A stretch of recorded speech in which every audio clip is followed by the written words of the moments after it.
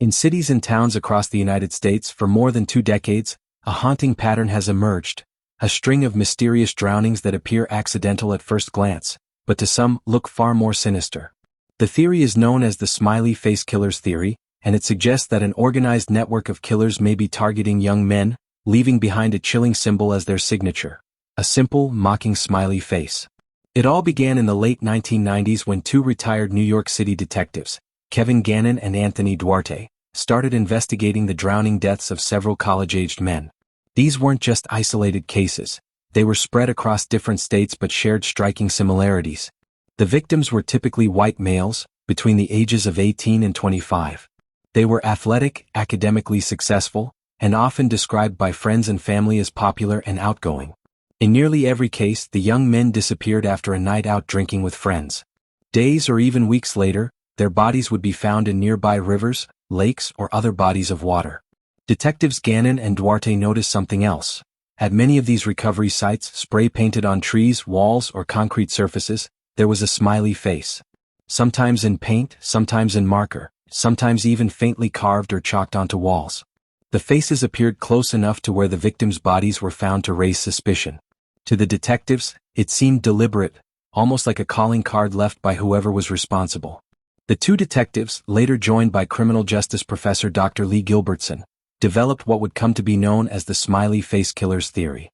They proposed that this was not the work of a single serial killer but rather a network, a coordinated group of individuals who were abducting, torturing, and ultimately murdering young men before dumping their bodies into the water to make the deaths look accidental.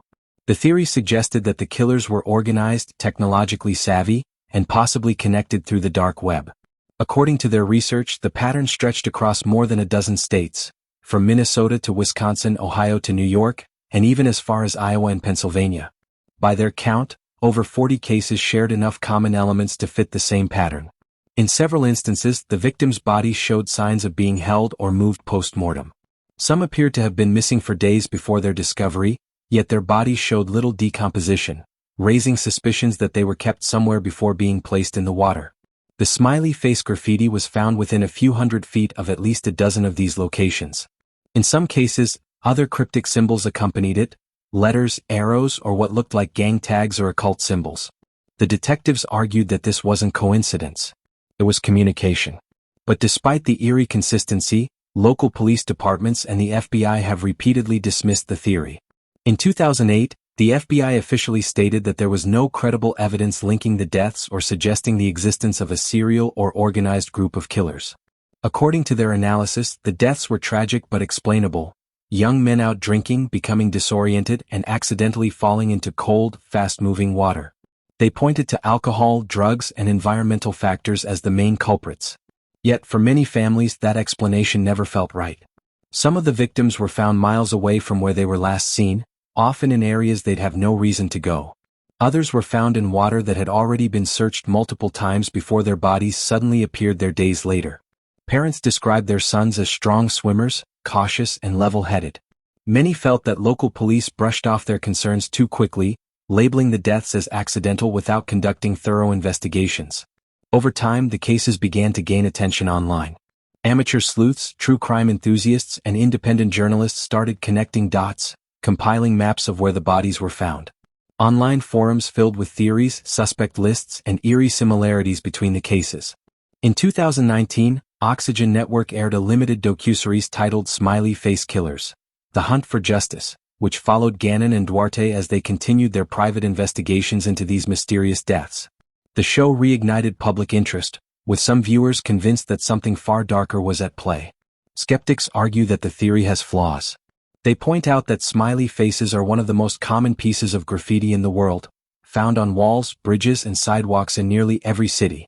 They also note that drowning is statistically one of the most common accidental causes of death among intoxicated young men.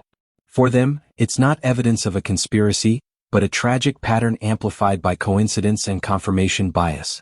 Still, there are troubling details that can't be ignored. Toxicology reports in some cases suggest that certain victims had lower alcohol levels than expected, given the time they were missing. In a few rare cases, traces of sedatives or GHB, often referred to as the date rape drug, were found in their systems, hinting at possible foul play. And while not every case shows the same signs, the overall pattern continues to disturb those who have looked closely. Some investigators and criminologists have speculated that if a group were behind these killings, they might be thrill seekers or cult-like individuals who derive power from targeting a specific type. Others have drawn parallels to gang initiation rituals or online dark web communities where acts of violence are shared and glorified. It's all speculation, but it points to one unsettling truth. Something about these cases feels incomplete. Decades later, there are still no definitive answers. The families of the victims continue to fight for renewed investigations, and Gannon and Duarte, even in retirement, have refused to let the story die. Whether the smiley face killers are real or not, what remains undeniable is the pain of the families who lost sons, brothers, and friends under mysterious circumstances. Maybe it's all coincidence. Maybe it's the perfect cover-up. But until every question is answered and every case is properly re-examined, the theory won't go away, and neither will the unease it leaves behind. If you've ever heard of someone disappearing after a night out near water, if you've seen graffiti that feels out of place, or if you believe there's more to these deaths than we've been told, don't stay silent. Share this story. Talk about it. Demand answers. Because somewhere behind that painted smile, there might be a truth no one wants to see. The only way to uncover it is to keep asking the questions that others have stopped asking. If you found this story disturbing or important, don't just click away. Share this video, subscribe for more true crime investigations, and help keep the pressure on authorities to reopen these cases. Awareness is the first step toward justice. Let's not let these young men be forgotten.